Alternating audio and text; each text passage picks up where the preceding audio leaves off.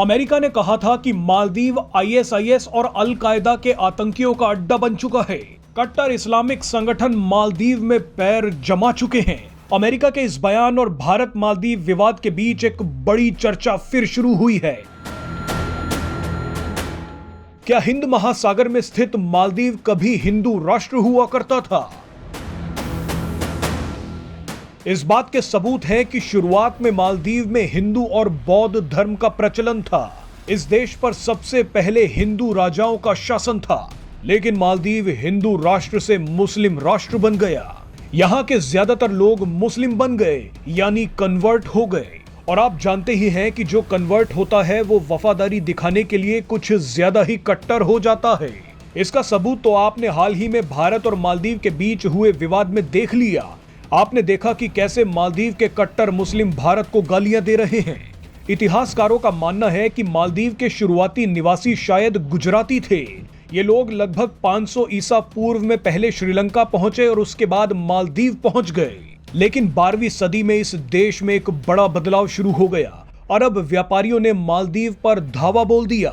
उसके बाद धीरे धीरे ये देश मुस्लिम राष्ट्र में बदल गया। अरब से आए व्यापारियों के प्रभाव में आकर यहाँ की जनता ने इस्लाम धर्म स्वीकार करना शुरू कर दिया। अब मालदीव का आधिकारिक धर्म इस्लाम है। यहाँ की आबादी में 98% मुस्लिम लोग हैं।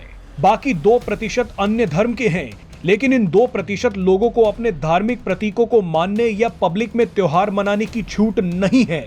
यहाँ तक कि अगर किसी को मालदीव की नागरिकता चाहिए तो उसे मुसलमान बनना होगा, और वो भी सुन्नी मुसलमान बनना होगा। वैसे कुछ लोगों का तो ये मानना है कि मालदीव में गैर मुस्लिम को नागरिकता मिल ही नहीं सकती। चलिए, सच्चाई जो भी है, लेकिन मालदीव में हिंदू होना अब एक बड़ा अपराध है।